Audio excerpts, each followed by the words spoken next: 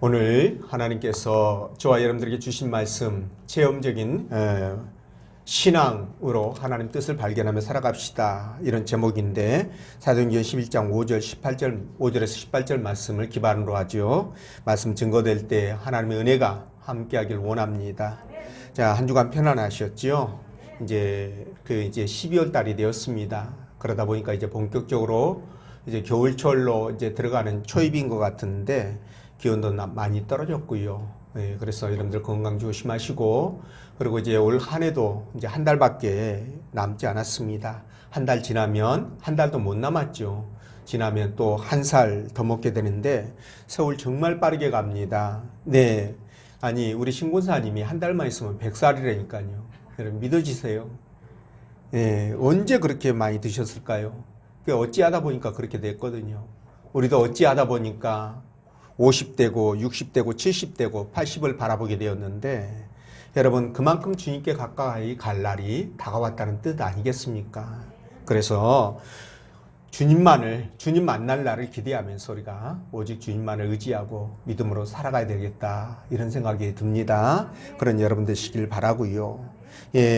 오늘 하나님께서 이 본문의 말씀을 통해서 다음과 같은 세 가지로 우리에게 은혜를 주셨는데, 그 첫째가 내가 보고 들은 것만 말하는 것이 생활화되어야 합니다, 이런 제목이고, 두 번째는 신앙은 체험을 통해서 온전해집니다, 이런 것이고, 세 번째가 편견과 고정관념을 버리면 하나님 뜻을 발견할 수 있습니다, 이런 제목인데요.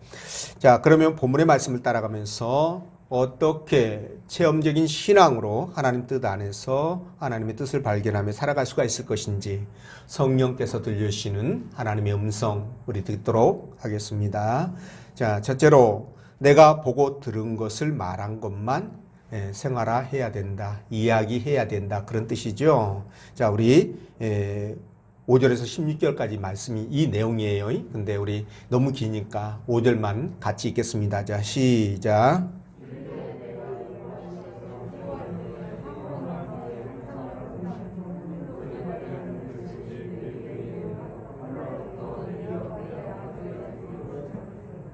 아멘. 자, 5절에서 16절까지 말씀이 무엇이냐면, 베드로가 순회 전도를 마치고 예루살렘 교회로 이제 귀환을 하잖아요. 이때 일부 유대파 기독인들이 베드로가 이방인들에게 가서 복음을 전하고 또 식사하고 그들과 교제했다라는 그런 이유를 들어서 율법을 어겼다, 이렇게 이제 베드로를 비난하죠. 이에 대해서 베드로가 내가 율법을 어길 수밖에 없었던 그 이유가 있었다라고 설명하는 것이 바로 5절에서 16절까지 말씀입니다. 자, 그런데 이 내용을 보면 이미 10장에도 이 내용이 나와 있습니다. 근데 내용을 보면 그가 보고 듣고 느꼈던 것들을 과장하지 않고 부풀리지 않고 숨김없이 있는 그대로 지금 설명을 하고 있는 것을 볼 수가 있는데, 그들에게 복음을 전하고 함께 교제할 수밖에 없었던 것이 바로 하나님의 뜻이었다라는 것을 드러냅니다. 자, 사실 이 사건은 교회사적으로 볼 때 굉장히 획기적인 사건이에요. 네, 왜냐하면 말씀드린 것처럼 이방인들이 할례받지 않고요, 율법을 지키지 않았어도 오직 믿음으로만 구원받을 수 있다라는 그 내용이잖아요, 이게요. 그러니 이게 얼마나 귀한 진리고 얼마나 흥분된 그런 교리입니까? 자, 이렇게 귀한 진리를 베드로는 자기 이해관계에 따라서 막 부풀리고 싶은 마음이 있거든요. 또 전할 때 이런 것들을 전하면 막 자기를 드러내고 자랑하고 싶고, 막 보통 사람들은 그렇게 합니다. 뭐 저도 애가 아니고요. 그렇게 하는데, 사실 이 베드로는 전혀 그런 부분이 없이 아주 담백하게 있었던 사실을 그대로만 전하고 있거든요. 근데 이런 기조가 이 베드로뿐만이 아니라 사도 바울이라든가 또는 사도들, 나머지 11명의 사도들이라든가 나머지 그 믿음의 신실한 형제들이라든가 이런 사람들이 복음을 전하거나 간증할 때 하는 똑같은 패턴들이에요. 자, 그래서 우리는 이런 것들을 통해서 그러면 무엇을 깨달을 수 있을 것인가? 이 부분인데, 그렇습니다. 자, 우리도 복음을 전할 때가 있잖아요. 또 간증을 할 때도 있습니다. 자, 그럴 때 말이죠. 내가 보고 듣고 느꼈던 것들만을 담백하게, 심플하게 그대로 전하는 것이 하나님께서 원하시는 뜻이구나. 이걸 우리가 깨닫게 되는 겁니다. 아니, 주님의 영광을 더 많이 나타내기 위해서, 사람들에게 더 많은 감동을 주기 위해서 조금 가장하고, 그죠? 꾸미고 거짓말을 좀 보태도 괜찮지 않느냐. 이렇게 생각하는 사람들이 있을지 모르지만, 근데 오늘 말씀들을 맥락을 봤을 때 하나님은 전혀 그런 것들을 기뻐하지 않는다는 거예요. 원하지 않는다는 거예요. 아니, 생각해 보십시오. 하나님이 어떤 분이십니까? 하나님은 전지전능하시고 무소부재하시고 또 그분은요 영원불면하시는 분이셔요. 그리고 우리의 생사 화복을 주관하시는 것은 물론이거니와 우리를 낮추기도 하시고 높이기도 하시고 부하게도 하시고 가난하게도 하시고 그리고 우리를 지옥에 내리시기도 하시고 거기에서 올리시기도 하시고, 자, 이거는 사무엘상 2장에 나오는 내용이죠. 이런 분이셔요. 근데 그분이 무엇이 부족해서 우리가 과장하고 꾸미고 거짓으로 당신을 높인 것을 원하시겠습니까? 전혀 그렇지 않다는 겁니다. 우리가 그렇게 하지 않아도 하나님은 충분히 홀로 영광을 받으실 수 있는 분이시고요. 그리고 능력을 행하실 수 있는 분이라는 사실이에요. 그럼에도 불구하고 우리의 작은 이익 때문에, 눈앞에 있는 작은 이익 때문에 가장하고 꾸미고 거짓을 말한다면 그게 바로 하나님을 만으로 여기는 거예요. 그리고 그게 바로 하나님을 믿지 못하는 불신에서 나오는 범죄라는 사실입니다. 그러니까 우리가 복음을 전할 때도 간증할 때도 또 일상 삶을 살아갈 때도 항상 어떻게 해야 된다? 내가 보고 들었던 것, 느꼈던 것들만을 사실 그대로 전하는 것이 필요하다. 그러면 나머지는 누가 알아서 하신다? 하나님께서 알아서 하신다. 이런 말씀이에요. 오늘 베드로 보십시오. 자기가 보고 듣고 느꼈던 것만 그대로 전하지 않습니까?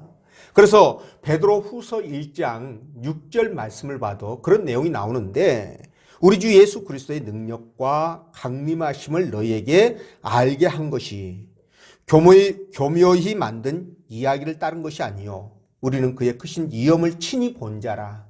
이렇게 기록했는데, 제가 이 말씀을 조금 쉽게 풀어드리면 예수 그리스도의 능력과 강림하심, 다시 재림하신다는 것을 우리가 너희에게 얘기하는 것은 그걸 우리가 꾸며서 얘기한 게 아니다. 근데 우리가 직접 보고 듣고 느낀 것을 너희들에게 전해준 것이다, 그 말이에요. 그러면서 복음을 전한 것이거든요. 네, 그렇게 된 것입니다. 그래서 이게 맞아요, 사실.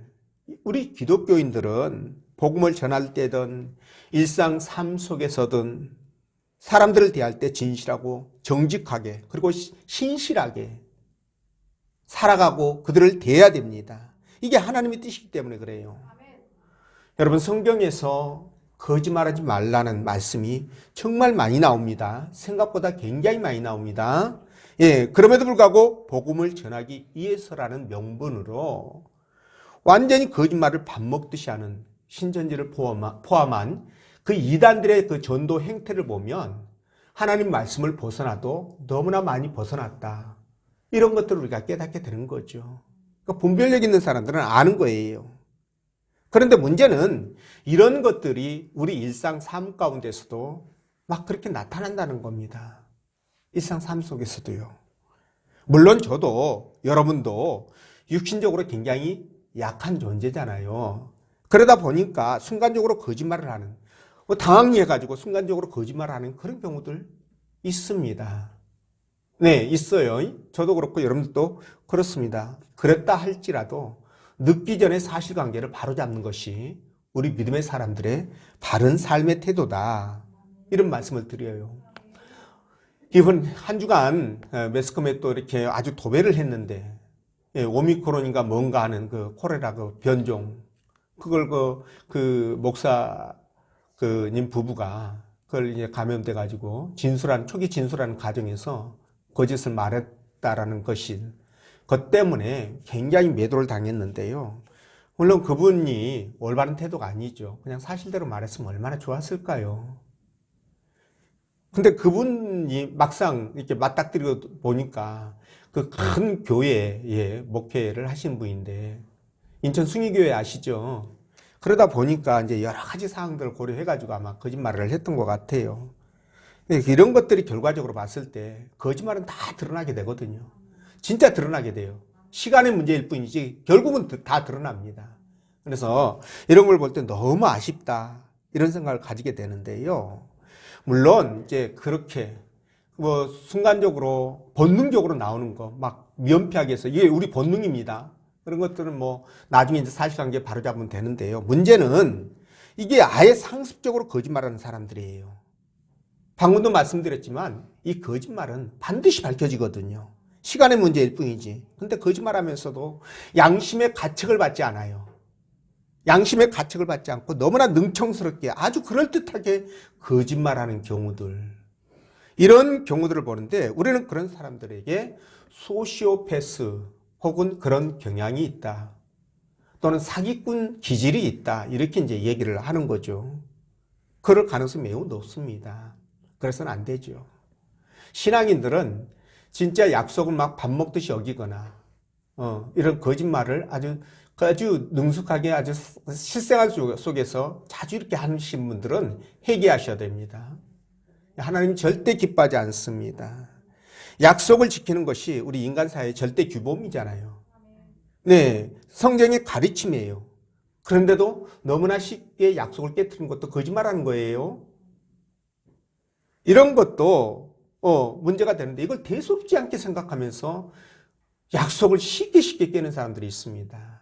물론 약속을 깰 수 있습니다. 문제가 생기거나 그보다 더 급한 일이 생기면, 그러면 사전에 정중하게 양해를 구하는 것이 맞죠. 그런 것도 없이 막 깨버리거든요. 저도 교회에서 몇 번씩 그런 거 경험합니다.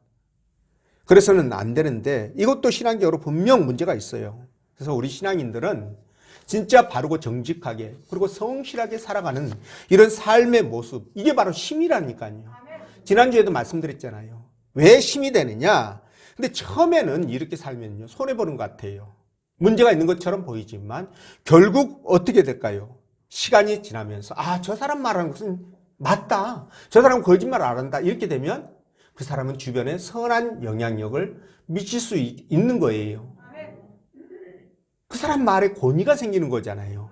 그럼 복음을 전할 때도 쉽고요, 하나님께 결국 영광을 올려드리는 겁니다. 그래서 우리가 이런 것들에 대해서 정말 조심하고 경계하고 그렇게 살 수 있도록 노력해야 되는 것이죠. 뭐 착하면 바보다, 이런 말이 요즘 유행이에요.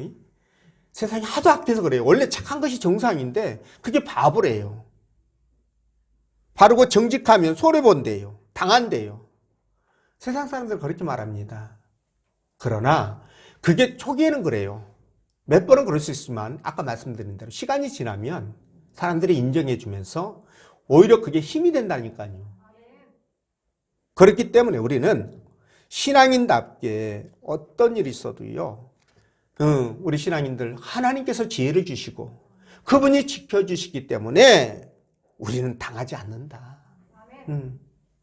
그런 생각을 하시면 돼요. 그렇게 하면 진짜 우리가 욕심만 부리지 않는다면 우리는 결코 실수할 일이 없어요. 누구한테 당할 일이 없습니다. 여러분, 생각보다 예수 믿는 사람들이 사기당하거나 뒤통수 맞거나 그런 확률이 굉장히 적어요. 생각보다 그렇습니다. 저는 그 이유를 방금 말씀드린 것처럼 하나님께서 우리에게 분별력과 판단력을 주시고 지혜를 주셔서 그것을 극복하고 이기고 피하고 나갈 수 있도록 길을 열어주시기 때문이다, 저는 그렇게 생각하거든요. 하나님이 지켜주시기 때문에 그렇다라고 생각합니다. 자, 여러분, 우리가 왜 복음을 신뢰합니까? 우리가 왜 하나님 말씀을 믿을 수 있습니까? 그 이유는 뭐예요? 말씀에 거짓이 없기 때문에 그렇습니다. 그 말씀하신 그대로 이루어지는 것들을 우리가 목도하기 때문에 믿는 거예요. 그래서 누구도 하나님 말씀을 가지고 들이대면 반론을 할 수 없습니다. 자, 그래서 이런 관점에서 봤을 때 우리가 무엇을 하든 간에 신뢰를 잃어버리면 안 된다. 그죠? 그래서 특히나 하나님과의 관계에서, 사람들과의 관계에서 이 신뢰는 너무너무 중요하죠. 그래서 우리가 거짓 없이 진실하고 정직하게 또 신실하게 그렇게 살면 하나님이 기뻐하시고요. 그것이 장차 우리에게 복으로 다가온다는 거예요. 이해가 되시죠? 그러니까 우리가 하루하루 살아갈 때 그게 여러분 잘 안 됩니다. 우리 본능적으로 너지? 그러면 나 아니에요. 이렇게 되거든요.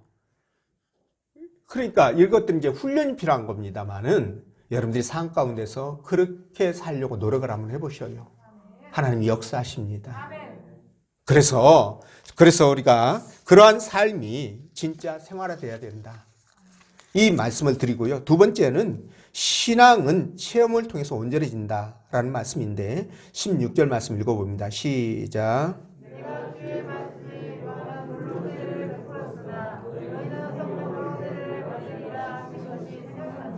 아멘. 자, 베드로가 고넬료의 집에서 말씀을 전할 때 성령이 임하셨죠. 마치 오순절날 마가의 다락방에서 아주 성령이 강하고 급하게 임했을 때와 똑같이 임하는 것을 이 베드로는 그걸 보면서 이 말씀이 생각나는 거예요. 예수님께서 승천하시기 전에 사도행전 1장 4절에서 5절에 걸쳐 하셨던 말씀, 그게 생각났던 겁니다. 그게 뭐냐면 사도와 함께 모이사 그들에게 분부하여 이르시되 예루살렘을 떠나지 말고 내게서 들은 바 아버지께서 약속하신 것을 기다리라. 요한은 물로 세례를 베풀었으나 너희는 몇 날이 못되어 성령으로 세례를 받으리라. 자, 이 말씀인데, 자, 베드로는요, 이 고넬료, 이방인이었던 고넬료 권속들이 성령을 받는 것을 보면서 저 사람들도 하나님의 택한 자녀들이구나. 하나님이 인정하는 사람들이구나. 그렇다면 우리가 물세례를 주지 못할 이유가 없지. 그러면서 그 자리에서 물세례를 베풀잖아요. 근데 사실 이 베드로는 이 요엘서를 통해서 만민들에게 성령이 임할 것을 알고 있었어요. 네, 그래서 일찍이 요엘 선지자가 그 후에 내가 내 신을 만민에게 보여주리니 이렇게 말씀했는데 베드로가 이 말씀을 해석을 어떻게 했느냐? 자기들이 오순절날 성령 받은 것을 이 말씀과 연관시켜서 사도행전 2장 16절 이하에서 해석을 했거든요. 그러니까 잘 알고 있었던 거예요. 그럼에도 불구하고 베드로가 놓쳤던 게 있습니다. 그게 뭐냐? 만민에게 내 신을 보여준다고 했는데 그 만민이 유대인들로만 생각하고 있었던 거예요. 근데 고넬료의 가정에, 이방인의 가정에 성령이 임하는 것을 보면서 내 생각이 잘못됐구나. 그 만민은 유대인만이 아니라 온 세상 모든 족속들이 다 포함되어 있구나라는 것을 깨닫게 되죠. 그러면서 생각을 완전히 바꿔버립니다. 그래서 그들과 교제하고 그들과 식사하고 그들에게 말씀을 증거하고 그랬던 거 아니겠어요? 여러분, 그런데 말입니다. 자, 베드로가 이것을 지식적으로 알고 있었잖아요. 이미 요엘서를 통해서.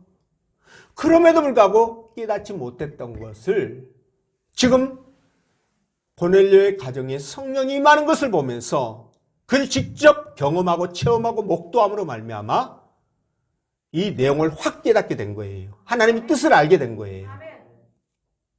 자, 여러분, 우리는 이걸 통해서 무엇을 알 수가 있느냐? 진짜 내가 지식이 아무리 많다 할지라도 체험하지 못하면 죽은 지식이 되고 또 우리 신앙도 겉돌게 될 가능성이 매우 높다. 이걸 우리가 깨닫게 되는 겁니다. 자, 여러분, 우리가 어떤 사실을 확신하고 그것을 내 것으로 만들 때 보통 우리가 책에서 듣거나 책에서 읽거나 누구에게 그 말을 듣거나 그런 거잖아요. 그런데 듣거나 내가 읽거나 간접적으로 체험되는 것들을 100% 확신하기가 어려워요.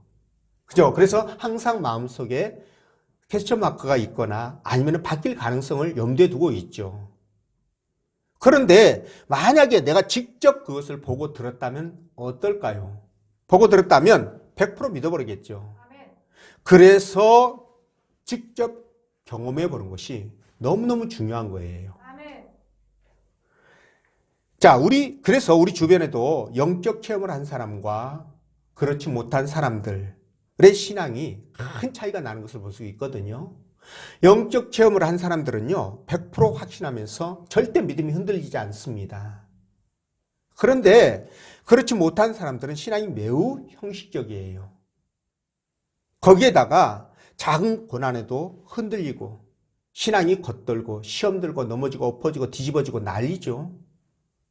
이런 경우들을 많이 보는데 이렇게 확신이 없다 보니까 어떻게 됩니까? 신앙생활을 해도 신앙이 자꾸 인본주의로 흘러요.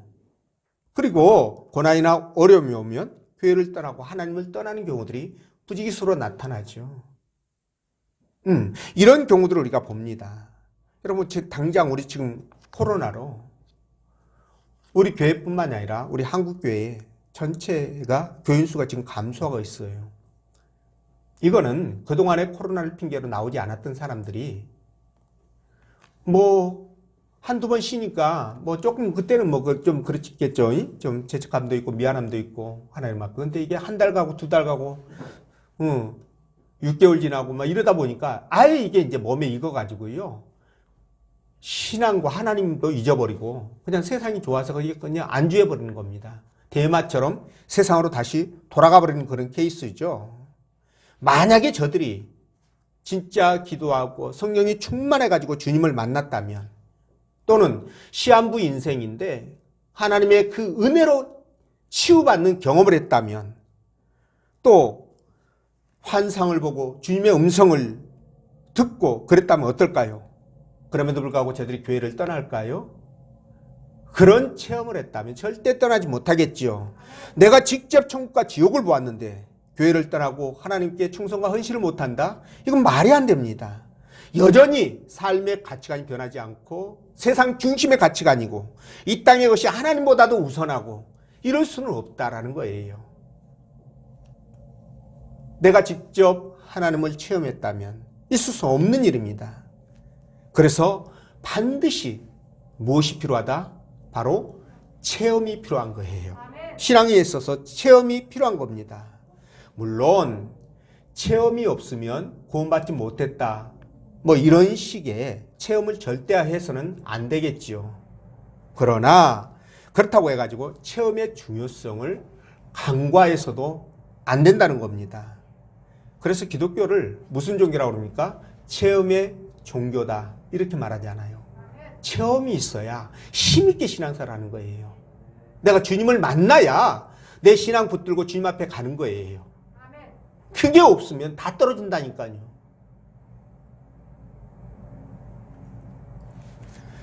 그래서 요나가 있지 않습니까? 요나가 신학교에서 배운 것보다 바다 밑속에 물고기 뱃속에서 체험적으로 배웠던 것이 그 인생에 그를 좌우했다. 이런 말도 있어요.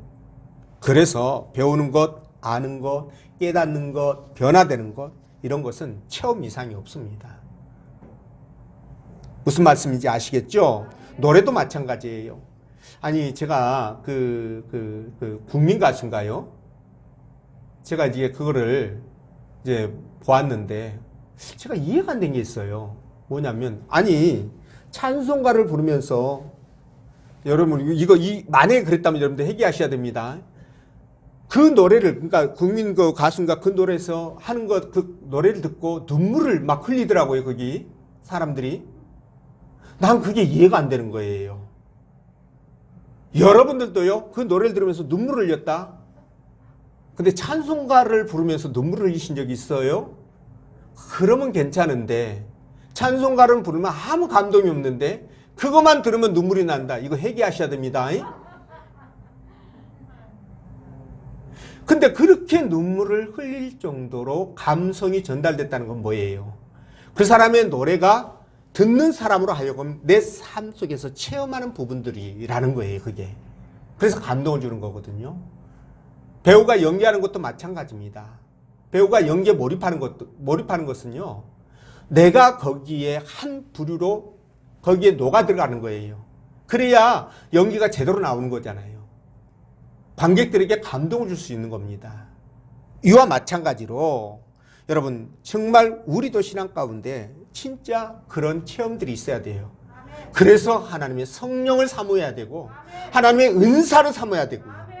그래서 그걸 통해서 내가 자꾸만 하나님과의 관계 속에서 변화되어지고 더 많은 주님의 사랑과 은혜를 덧입고 힘을 갖게 되는 거예요. 복을 받게 되는 겁니다. 신앙의 깊이가 더 깊어지게 되는 거예요. 그럼 여러분들 되시기를 바라고요. 세 번째, 편견과 고정관념을 버리면 하나님 뜻을 발견할 수 있습니다. 이런 제목인데 18절 말씀 읽어봅니다. 시작.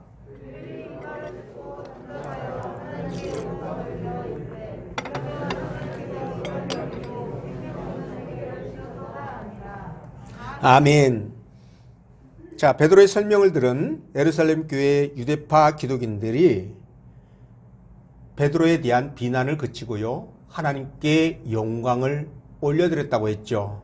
거기에다가 유대인 말고 이방인들도 하나님이 새 생명을 주셨구나. 이 말은 뭐예요? 그들도 하나님 나라 백성으로서 구원받는 자격을 주셨구나. 이걸 그들이 깨닫게 됩니다. 놀라운 일이죠. 자, 이게 무슨 뜻이냐? 이 유대파 기독인들의 고정관념이, 편견이 완전히 깨지고 바뀌었다는 것을 우리에게 말씀해 주는 거예요. 자, 보십시오. 그들은요, 태어날 때부터 유대인들의 규범 안에서, 율법 안에서 그걸 배우고 성장했던 사람들 아니겠습니까? 자, 이렇게 해서 몇십 년을 살았다고 한다면 이게 쉽게 깨질까요? 베드로가 그때 있었던 얘기를 잠깐 했다고 해가지고 그걸 듣고 깨질까요? 저는 그렇게 생각하지 않습니다. 그러면 그들이 이렇게 생각을 바꾸었던 계기가 무엇일까? 라는 것을 생각한다면 저는 이렇게 생각합니다. 베드로가 하나님 말씀을 증거할 때 하나님이 그들의 마음을 만지셨고, 그래서 그들이 감동을 받아서 하나님의 뜻을 분별하여, 아, 우리만 구원받은 백성이 아니라 이방인들도 하나님 앞에 구원받은 백성이구나 라는 것을 그들이 절감했다는 것이죠. 그래서 그들이 생각을 바꾸었다. 저는 이렇게 말씀을 드립니다. 그러니까 이건 기적이죠. 네, 기적이에요. 자, 그런데 이렇게 그들이 정말 생각을 바꾸었던 거, 이것에서부터 하나님의 뜻을 깨닫게 되고, 이것에서부터 그들은 새롭게 지금까지 가지고 왔던 지금까지 가지고 왔던 것들을 다 내려놓고 새롭게 그들이 하나님에 대한 생각을 재정립하게 되죠. 자, 이렇게 되었습니다. 자, 그런데 이들이 말이죠, 그동안에 유대적인 그런 틀 안에서 편견과 고정관념을 가지고 접근했을 때는 하나님의 뜻을 전혀 깨닫지 못했어요. 하나님의 뜻을 전혀 몰랐습니다. 그러다 보니까 무슨 일이 벌어질까요?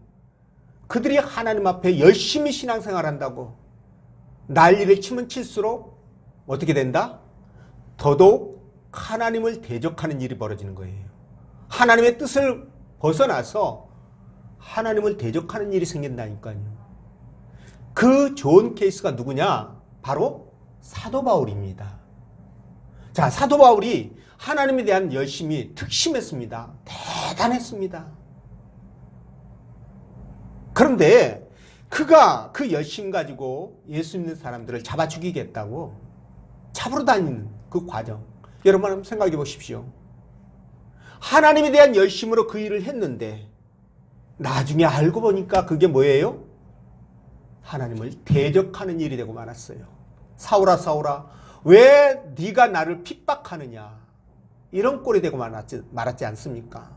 그러니까 여러분, 우리가 어떤 편견이나 고정관념을 버리지 않고 있으면요, 문제가 생길 수 있다는 거예요. 문제가 생길 수 있다는 겁니다. 물론 좋은 고정관념은 가꾸고 지켜나가야 되겠죠. 예를 들자면 이겁니다. 하나님은 살아계시고 오늘 또 우리와 함께 하시며 우리를 지키시고 보호하시고 계신다. 맞죠? 자, 이것도 고정관념이라고 할 수 있어요. 그리고 우리가 부모에게 효도하고 형제들을 사랑하고 교회 공동체 중심에서 우리가 삶을 살아가야 된다. 이것도 고정관념일 수 있습니다. 근데 이거는 진리죠, 고정관념이라기보다는. 근데 이런 것들은요, 굉장히 잘 지키고 고정관념이라기는 하지만 지키고 우리가 나가야 돼요. 갖고 나가야 돼요. 그런데 내가 어떤 학습을 통해서 또는 내 체험을 통해서 형성된, 얻어진 그런 생각들, 이게 이제 나중에 편견이 될 수가 있고, 이런 생각들이 고착화되면 고정관념이 되는데, 이런 것들은요, 혹시나 시간이 지나면서, 세월이 지나면서 고착화됐던 것들이, 새로운 것들이 낡은 것이 되고, 그게 고정관념이 되고, 그래서 바꿔야 될 가능성도 있거든요. 바꿔야 될 필요도 있거든요. 그러니까 내 생각을 검토하고 또 점검하고 확인해야 되는 거죠. 그래서 이게 잘못됐다, 편견이다 그러면 바꾸셔야 돼요. 나는 못 바꿔 악착같이 그것을 붙들고 있다면 그게 독선이가 아집이고 고집 아니겠습니까? 그러다 보니 그런 것들이 다른 형제들에게 피해를 입히는 거예요. 무슨 뜻인지 아시겠죠? 그래서 바꿀 수 있는 것들은 과감하게 바꾸라. 그런 말씀입니다. 그래서 우리가 유연성 있게 생각의 폭을 넓혀야 돼요. 사고의 틀을 유연성 있게 바꿔나가야 된다. 이겁니다. 근데 이제 보통 제가 이제 그 사회복지를 하면서 노인에 대한 이제 공부를 이제 하는데 그 특징을 몇 가지 얘기해 주더라고요. 그 중에서 이제 제가 생각나는 게 노인들은 변화를 싫어한대요. 변화를. 그래서 이제 그 어떤 그 가구라든가 아니면 당신이 사용했던 물건들이라든가 이런 것들을 치우거나 뭐 가구를 다시 이렇게 배치를 하거나 이러면 뭐 칠색팔색을 한다고 그러더라고요. 그러니까 이제 그만큼 뭡니까? 그게 이제 편견 또는 고정관념이 고착화되어 있는 거예요. 나이를 먹으니까 그게 이제 수십 년 동안 가지고 왔던 것들이 쌓이다 보니까 이게 바뀌질 않는 겁니다. 근데 이런 생각들이 잘못된 방향으로 흘러가면 신앙은 물론이거니와 사람들과의 대인관계도 타격을 받게 돼요. 그리고 왕따가 되겠죠. 그런 생각들이 고착화되면 왕따가 될 수밖에 없어요. 폭을 넓혀야 됩니다. 사고의 틀을 바꿔야 돼요. 그렇게 해 나가야 됩니다. 그래서 아무리 좋은 것도 그것이 고정관념으로 고착화되어 버리면, 고정되어 버리면 문제를 발생하니까 우리가 생각을 바꾸자. 여러분, 우리가 지금 고도화된 문명 사회에서 과학의 그 이기를 누리고 있잖아요. 그렇죠? 그런데 여러분, 이 발명품들이 그냥 이루어진 게 아니라 발명하는 사람들은요, 우리가 생각하는 이 생각과 똑같이 접근하지 않고 사고의 틀을 완전히 바꾸어서 새로운 각도에서 접근을 한다네요. 그럴 때 이 발명품들이 나온답니다. 그게 이해가 되는 거예요. 그죠? 자, 그렇기 때문에 그와 마찬가지로 저와 여러분들도 사고의 틀이 좀 바뀌어야 되고 생각의 틀이 바뀌어야 돼요. 예를 들어서 직장에서 갈등 관계에 있다. 뭐 직장 사람은 전부 다 갈등 관계 경험할 거예요. 아니, 저 사람은 왜 나만 괴롭게 해? 왜 나만 옷 잡아먹어서 안달이야? 나 저 사람이 있어가지고 정말 회사 나기 싫어. 꼴보기 싫어서 죽겠어. 저 사람은 교통사고 나가지고 어떻게 안 되나. 이런 막 생각도 하고 막 그럴 수 있습니다. 그건 이제 기존 편견이고 고정관념이 될 수 있어요. 생각의 틀을 바꾼다? 어떻게 바꿉니까? 내가 저 사람에게 무엇을 해줄 수 있을 것인가? 저 사람이 그렇게 한 이유가 뭘까를 생각하면서 원인을 찾아서 그 원인을 개선하는 거죠. 전혀 다르게 접근하는 거예요. 생각을 바꾸어서. 자, 이렇게 하면 어떻게 될까요? 관계가 개선되는 것은 물론이거니와 모든 것들이 즐거워지고 기쁨이 오겠죠. 그러니까 이런 것들이 바로 우리의 삶에 굉장히 영향을 미칠 수 있는 부분들이라는 겁니다. 여러분도 그렇게 생각하시죠?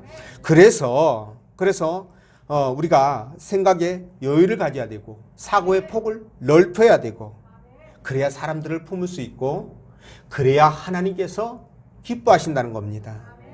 자, 유대인들은 우리만 구원받았다. 이방인들은 전부 다 지옥의 땔감으로 하나님이 사용하신다. 이런 생각이 잡혀있다 보니까 하나님의 뜻을 알 수 없는 거예요. 그러다 보니 예수 그리스도 메시아를 이 땅에 보냈는데도 그 메시아를 어떻게 했어요? 죽여버렸잖아요.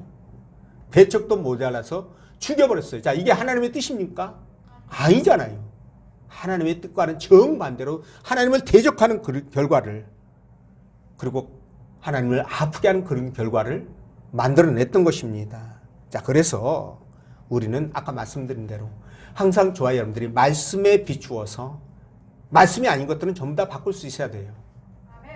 생각의 틀을 바꿔야 돼야 됩니다. 그렇게 살아야 됩니다. 그래야 하나님의 뜻을 분별할 수 있다는 거예요. 하나님의 뜻을. 그래서 우리가 진짜 그런 뜻 안에서 하나님 앞에 감사하면서 믿음으로 살아갈 수 있지 않겠습니까? 네, 그런 여러분 되시기를 주의 이름으로 축원드립니다. 기도하겠습니다.